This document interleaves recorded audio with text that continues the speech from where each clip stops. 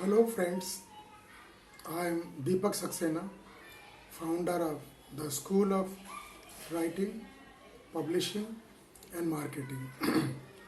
ये हमारा forum aspirants हों जो कि कविता लिखना चाहते हों, पब्लिश कराना चाहते हैं, नाटक, एकांकी किसी में भी, और ISBN के साथ इसको छपवाना चाहते हैं, हमारा पब्लिशिंग हाउस भी है, आप उसमें हमें संपर्क कर सकते हैं। और हमारा व्हाट्सएप नंबर है 8128693378। रिपीट करता हूँ 8128693378। आज शनिवार का दिन है और हर बार की भांति एक नया वीडियो अपलोड करता हूँ। और जैसा कि आप जानते हैं कि टॉपिक हमारे सब्सक्राइबर पसंद करते हैं वही हम करते हैं। और अभी रिसेंटली G20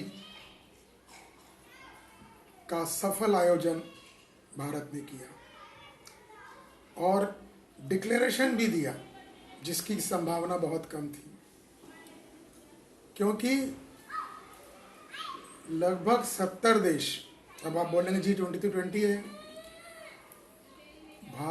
यूरोपीय यूनियन में, अफ्रीकी यूनियन में भी तो 50 देश हैं। वसुधैव कुटुंबकम को ध्यान रखते हुए नरेंद्र मोदी ने देश की, वर्ल्ड की 85% इकोनॉमी को कंट्रोल करने वाले देशों को एक फोरम दिया है, एक ऐसा इकोनॉमिक कोऑपरेशन का प्लेटफॉर्म दिया है जिसमें कि सब लोग खुश हैं। खुश क्यों नहीं होंगे, सबकी हिस्सेदारी है। यहाँ किसी का शोषण नहीं होना है, यहाँ लॉजिस्टिक कॉरिडोर भी बनी जिसकी प्लानिंग बन गई है और यहाँ से सीधे यूरोप के लिए कैसे लॉजिस्टिक का अरेंज करना है, इवन हमारे कांडला पोर्ट से या फिर दूसरे बम्बई के JNPT से, तो कैसे लोगों को कम से कम खर्चे पर अपना माल यूरोप तक भेजा जा सकता है। इसमें पाकिस्तान एक रोड़ा अटका हुआ था, लेकिन पाकिस्तान को बाईपास कर दिया गया है। और टर्की भी अब भारत का साथ देने लगा है। और देखिए, भारत की आर्थिक उन्नति में सभी लोग सहभागी बनना चाहते हैं। क्यों? क्योंकि उनको पता है कि भारत आर्थिक सहयोग में विश्वास करता है, शोषण में नहीं। हमारी पॉलिसी में लोन देके हथियाना, टेरिटरी हथियाना, चाइना जैसा कार्यक्रम नहीं है। हम अगर साउथ अफ्रीका से इकोनॉमिक एक्सचेंज करेंगे तो वहाँ दालें हैं, वहाँ पल्सेस या बहुत सारे एग्रीकल्चर प्रोड्यूस, क्योंकि अफ्रीका में ज़मीन बहुत अच्छी है, जंगल बहुत हैं। और जैसे कि कई डेवलप कंट्रीज़ में और इंक्लूडिंग चाइना, जहाँ पर कि एग्रीकल्चरल लैंड तो बची ही नहीं है। अब ऐसे में लोग उस क्षेत्र की तरफ अवश्य देखेंगे जहाँ पर कि उपजाऊ ज़मीन है, नदी है, बारिश होती है। तो यही सब देखते हुए जब अफ्रीकी यूनियन को इतने सारे लोगों के सामने सम्मान दिया गया, तो मतलब पूरी तरह से वो कृतज्ञ हो गए। ऐसा नहीं है कि उनके व्यापार अभी तक चलते नहीं थे, लेकिन एक बहुत बड़ा फोरम मिल जाना, आर्थिक सहयोग मिल जाना, बिजनेस के लिए बहुत बड़ी चीज़ है। मेरे को कोई बहुत बड़ा कॉन्ट्रैक्ट मिल जाए, बहुत बड़ा सहयोगी मिल जाए, जो बिजनेस में 4 चांद लगाए, तो मेरे को खुश होना लाजमी है। और यही अफ्रीकी यूनियन के साथ में हुआ। यूरोपीय यूनियन में भी जो जब बना था तो ये सब था, लेकिन धीरे धीरे यूके इससे हट गए। लेकिन आज भी यूरोपीय यूनियन की ताकत तो है। यूनियन की हमेशा एक अच्छी ताकत होती है, और वो ताकत जो है, अगर एक दूसरे के स्वार्थ को मतलब किनारे रख दिया जाए और विश्व प्रगति को ध्यान दिया जाए, दोनों को बेनिफिट मिले, ऐसी पॉलिसी अपनाई जाए, तभी तो लोग बोलेंगे भारत विश्व गुरु बन रहा है। विश्व गुरु बनने का मतलब ये है किसी भी देश का, किसी भी व्यक्ति का शोषण ना हो, रादर उनको एक हेल्प दी जाए ताकि वो और अच्छी तरीके से ऊपर आ सके और आर्थिक रूप से सहयोग कर दें। देखिए, सब्सिडी देना एक बहुत छोटा कार्य है। सब्सिडी देने से किसी की उन्नति नहीं होती है। सब्सिडी, रिजर्वेशन, ये सब देके हमारे भारत देश में बहुत बड़ा नुकसान हुआ है।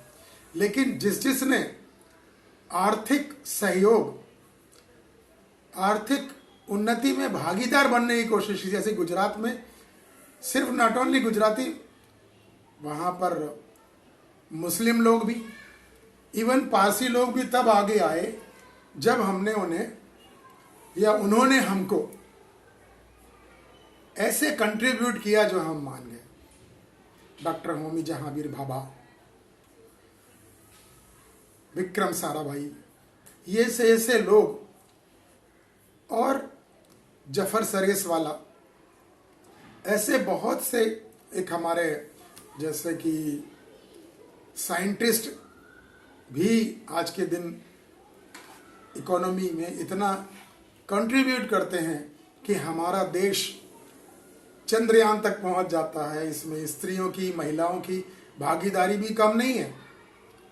और चंद्रयान जैसी उपलब्धि सभी मानते हैं कि वाकई में आपने कुछ किया हुआ है।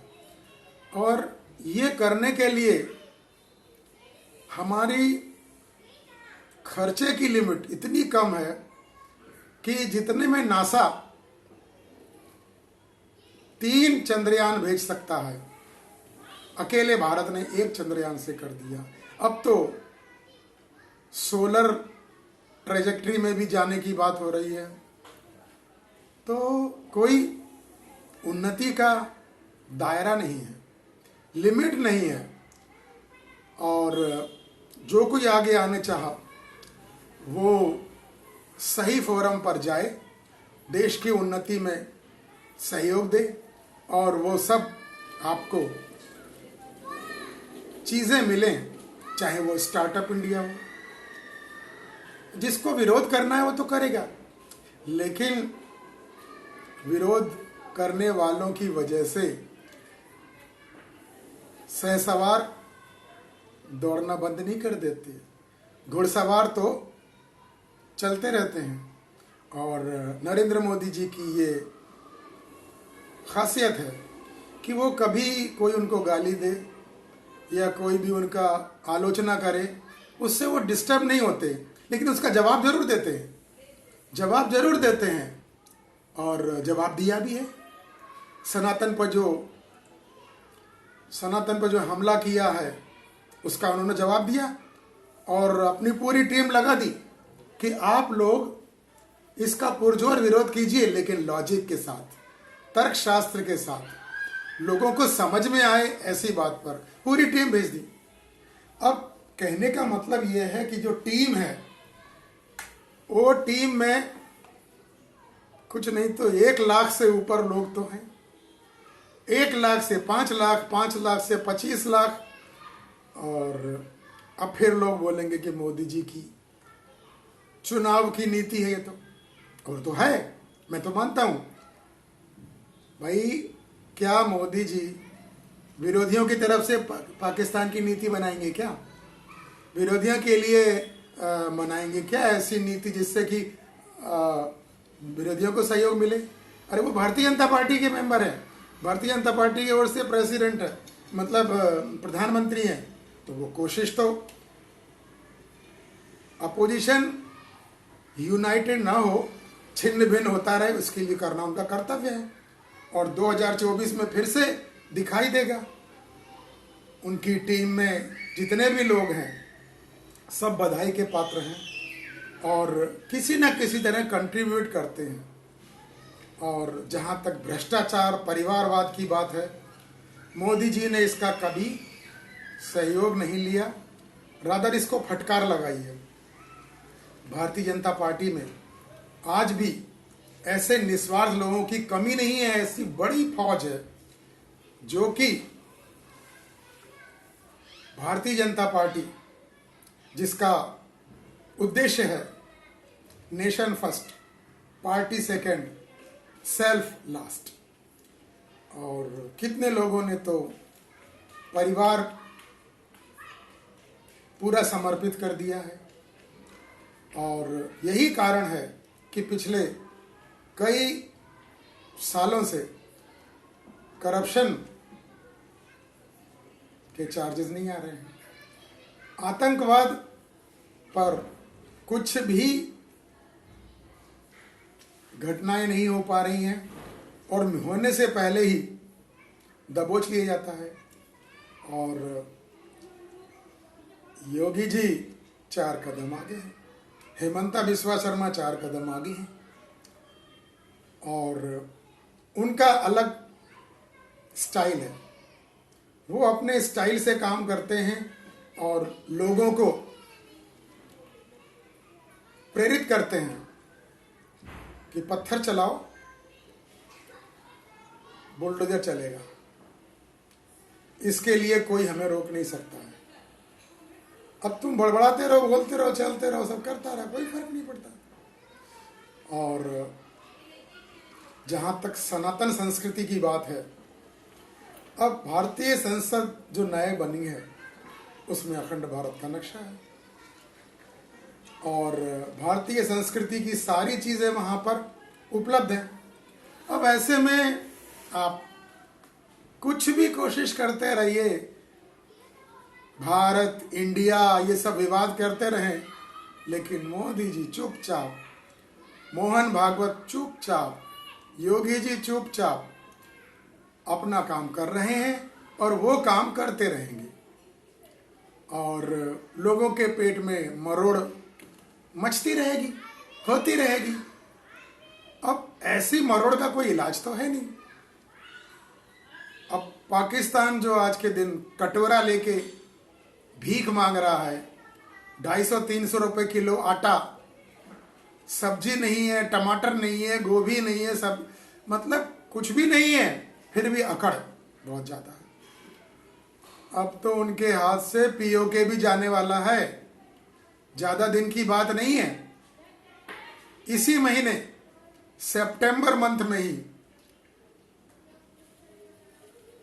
संभावना है कि अब पीओके भारत का हिस्सा होगा। वहां की जनता तो पूरी तरह से तैयार है भारत में मिलने के लिए, भारत के संविधान को मानने के लिए।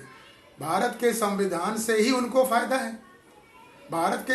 और कश्मीर पीओके जब अंदर आएगा तो भारत पे बोझ नहीं बनेगा, ये ध्यान रखिए। उनके पास इतने मिनरल रिसोर्सेज हैं, उनके पास इकोनॉमिक प्रोग्रेस के लिए बहुत कुछ है, सिर्फ वातावरण चाहिए जो मोदी जी दे सकते हैं। और मोदी जी सिर्फ आपको अपने पैरों पे खड़ा होना सिखाते हैं, आपको बैसाखी नहीं देते हैं। और बैसाखी की जरूरत भी नहीं है, बैसाखी 4 दिन चलती है बस। लेकिन इसीलिए बहुत सारे लोग पीओके, पाकिस्तान ऑक्यूपाइड कश्मीर के, जम्मू एंड कश्मीर के, अब भारत से मिलना चाहते हैं और मिल जाएंगे और पाकिस्तान कुछ नहीं कर पाएगा। ठीक है, थोड़े बहुत आतंकवादी गतिविधियां कर सकता है, लेकिन जब खाने पीने के लिए पैसा नहीं आएगा, इवन चाइना ने कन्नी काट दी उसको पैसा देने के लिए, तो अब कौन देगा पैसा? और पैसे के सारे सोर्सेज बंद होते ही धीरे धीरे देखिएगा आप, आतंकवाद का सफाया होना शुरू हो जाएगा। नकेल कसने की ही बात है, और नकेल कसी जा रही है, लेकिन नरेंद्र मोदी जड़ों में मट्ठा डालते हैं। कोई भी समस्या के जड़ में मट्ठा डालते हैं, ऊपर ऊपर से उनकी पेड़ को काटना उनकी फितरत नहीं है। इसीलिए लोग उनको मानते हैं और ये समझते हैं कि देश की उन्नति अगर करनी है तो सबको, सबका साथ, सबका विकास, सबका विश्वास और सबका मन का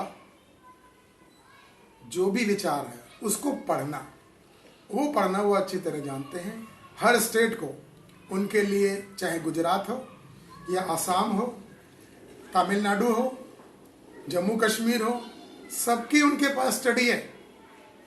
और पूरा भारत, अखंड भारत, यहाँ तक कि अब तो बांग्लादेश भी इंडिया को सपोर्ट करता है पूरी तरीके से। लेकिन ठीक है, हम कोई आक्रमण करके वहां के राजा बनने के लिए कभी नहीं करते हैं, भारत ने ऐसा कभी किया ही नहीं। और अब तो राम राज्य आने वाला है, अयोध्या में राम जी की प्राण प्रतिष्ठा होने वाली है, और इतने सारे डेवलपमेंट हैं कि अपन क्या बताएं। बोलेंगे तो 3-4 घंटे लग जाएंगे, लेकिन बात खत्म नहीं होगी। इस तरीके से जो भी पूजा स्थल हैं धीरे धीरे सनातनियों के पास आते जाएंगे, और हमें विश्वास है कि आप सनातनी होने के नाते कमेंट करेंगे, और कमेंट के साथ साथ लाइक भी करेंगे और अपने दोस्तों से भी बताएंगे हमारे चैनल के बारे में। तो हमारे चैनल को सब्सक्राइब कीजिए, और आपका सहयोग हमारे लिए एक मोती की तरह होता है, जिसकी वजह से हम उन्नति करते हैं, हमारी बात फैलती है, लोगों तक पहुंचती है। और आप सबका बहुत बहुत धन्यवाद। आप लोगों ने हमारे चैनल को पसंद किया, हमारे चैनल के जो पॉजिटिव पॉइंट हैं उसको पसंद किया। बहुत बहुत धन्यवाद। सत श्री अकाल।